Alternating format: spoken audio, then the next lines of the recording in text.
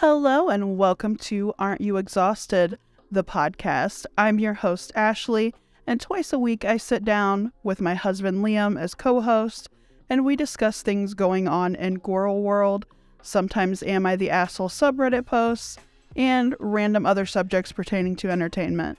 The podcast isn't like typical reaction channels, as this is an audio-only format typically, and is dedicated to those who like to put something on to listen to while going about their day. Aren't You Exhausted? The podcast is uploaded every Wednesday and Saturday typically. This is subject to change if I'm feeling under the weather or my work schedule changes. Liam's Twitch is twitch.tv Liam the Diam, D-I-A-M. And Liam's YouTube channel is LiamGameLordsOnline, if you'd be so inclined to visit to show some support. Aren't You Exhausted? The podcast is now on podcasting apps such as Spotify, Anchor, Amazon Music, Google Podcasts, and Apple Podcasts. You guys, it's exhausting. Aren't you exhausted? Truly. Aren't you exhausted by it? Like, truly. Is it true? Hello and welcome back to another episode of Aren't You Exhausted? The podcast. This is your Saturday episode, brought to you just a little bit late here on Sunday evening.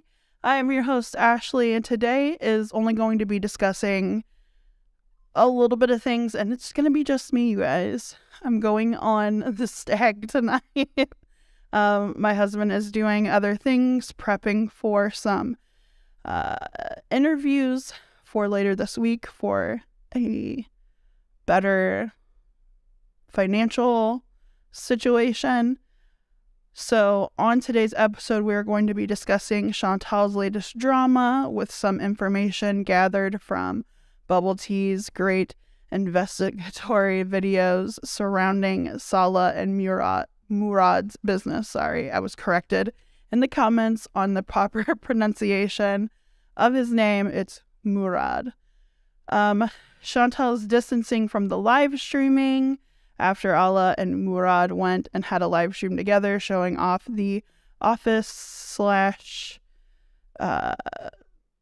workspace. And towards the end, we finally will briefly touch on Amberlynn's newest vlog, and it'll be very brief because I'm just going to let you know right now, nothing really exciting is going on. It's pretty much the same old, but we're going to discuss where that's going to lead us in further podcasts covering her. Anyhow, so Bubble Tea is a reaction channel here on YouTube that covers, let me see what else she covers actually, real quick.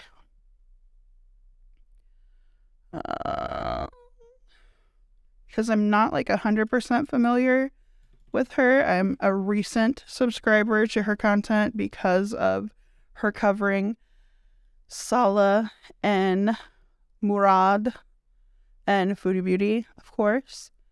It looks like a good majority of her coverage is Girl World, actually.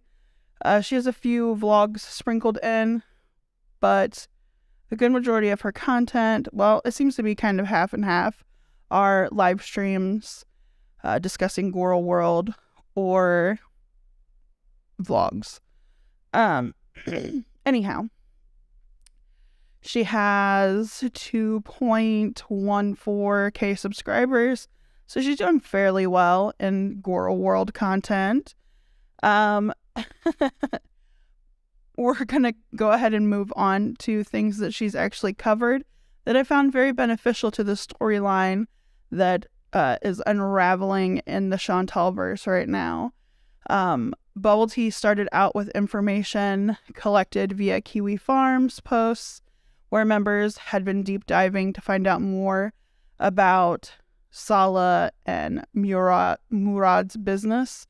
Bubble Tea decided to take it a little bit further and searched Instagram to find if the business had a social media presence on a space where, you know, they could likely gain traction in business. And Instagram is very popular for a lot of foreign business markets.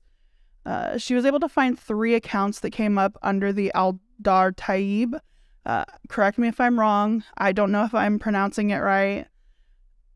I am just reading as it was written in her transcript because I don't know how to pronounce it. But it's the name of their perfume business. She saw that they each had the same address, so she decided to search through Google Maps the address, and a shopping mall came up. But if you Googled the perfume brand, Al Dar Taib, nothing came up as far as storefronts for the brand name and the location, which is a little bit sketchy. The Instagram has 11.1K followers as January 3rd, but it only goes back to January of 2021, which is odd for a business that was said to have been established in 2019. Where are those 2 years?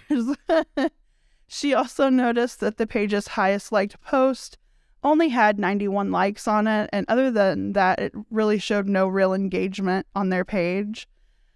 Through some more digging, she found that while not being able to find a storefront for Al Dar Taib, she was able to find plenty of storefronts under Dar Al Taib, which is an established perfume company within the Middle East and is owned by a Shawab Malik, who has 40 years of experience and has plenty of searchable storefronts. Bubble Tea goes on to say that it's a pretty big coincidence that Allah has claimed to be selling selfie sticks, and Chantal and Salah have claimed that he sells knockoffs in his business practices. So is it possible that Salah and Murad are also making knockoff products that look similar to high-end products sold in a reputable storefront for another company? Bubble Tea also noted how Chantal has brought up in live streams during December that she no longer needed YouTube solely to earn a living, that she had other means of income. So are we to believe that this is what she was talking about? She also claimed that she was going to invest in property in Kuwait, which legally she can't do because she's not a citizen, and neither can Salah or Allah or any of them, because they're not citizens of Kuwait. It takes a citizen of Kuwait to own land out there. So is the investing that she was discussing doing going towards Salah and Murad's share of this business, possibly with another Kuwaiti with a Kuwaiti citizen, not another Kuwaiti citizen, because they're both not Kuwaiti citizens. But was it like their share of investment into this business shared with a Kuwaiti citizen that is the owner of the business? It is yet to be said, but Allah and Murad had a live stream together discussing Foodie and Salah, and it was brought up the legitimacy of Murad and Salah's business, if Chantal was indeed an investor into their business. A lot of questions were asked during the course of the live stream, but of course the live stream was hard to follow because it was partially in English when Allah was talking to the chat, but when he was discussing things with Murad, it was done in Arabic, sorry. And I'm not a native speaking to that. I'm English speaking, I'm English understanding. So it's gibberish to me. I don't understand. And to my knowledge, this is yet to be translated by either Farida or Mo Translates, which are two of the reaction channels that typically transcribe these live streams for us. There were a few commenters in the Allah and Murad live stream that broke down a rough translation of some of the key talking points, more so the questions that they themselves asked the two. And Murad says that Chantal may have given Salah only part of the money he needs for the company, but personally, he doesn't claim to know for sure. I mean, it's a cop-out. Someone asked Murad if Saleh wants money or citizenship, and he said that Saleh might not even want to go to Canada. He may want to go elsewhere for business, and he listed off some other places, Qatar being one of them. Allah says that Saleh can't go to Canada because he's been flagged by immigration. This is where things get like convoluted, like who's telling the truth at this point.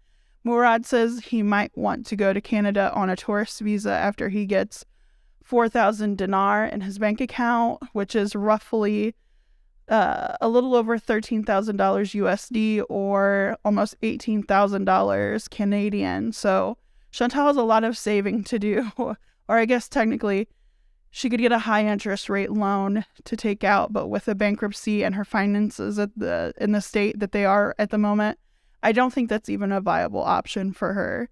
I don't think a creditor is going to give her that loan. It's definitely coming off more and more of a scam as this arc progresses. I know Chantal has made a community post addressing all of her audience, more so the people in her chat and her community, stating how she's going to not be discussing these people anymore. An example, Didi, Nader, Allah, Murad, and FFG, claiming she never did anything wrong to these people for the amount of hate that they have towards her. And I believe these allegations were more pointed towards FFG and Nader and Didi and kind of their rivalry, and not so much at Allah and Murad. Though I think Chantal forgets how she acted over the past 2 years online. She's doxed people's workplaces. She's doxed people's children, people's parents. She's asked for personal information on people from her dedicated fan base to weaponize. She's threatened people. She's, especially in the throes of her relationship with Nader, claiming that if he cheated on her or lied to her, that she had ways of revenge towards him. She's pressed charges against him that were dropped, and then threatened any chance that she got when he was with Didi, or if he was saying anything against her. She wished death on him by hanging while she was in Cuba. Yeah, she's definitely not warranted the hate against her. Eye roll. But she went a full 24 hours without live streaming. And this was after Allah and Murad had live streamed, only to come on today with Saleh under his Saleh and Chantal account, or under their shared account presence, and they were just blocking people left and right for asking questions about the live stream and things going on at the moment. She acted very sluggish, sleepy, kind of depressed. She didn't really talk about very much, and only that she was getting things done and needed to have changes made to where she was going to be staying prior to leaving for Kuwait, that the hotel wasn't really an option she wanted to go forward with. She didn't want to spend an entire week or two in a hotel leading up to it. I guess she's only going to stay 1 or 2 nights now. She reinstated that she was taking BBJ to the vets before she left.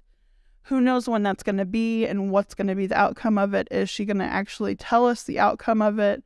Is BBJ going to be rehomed, or is she going to be put down? Those are the options at this point. She just didn't seem like herself during the live stream. She seemed very muted and subdued and kind of defeated. She stated in the live stream it was a mix of things, but also the fact that she doesn't know what to discuss while live now, still being in Canada. She has plans for things when she gets back to Kuwait to live stream and record, but at the moment she just has run out of content, she says. And I'm beginning to think that it's finally dawning on her that she may be nearing the end of making a full living online on YouTube.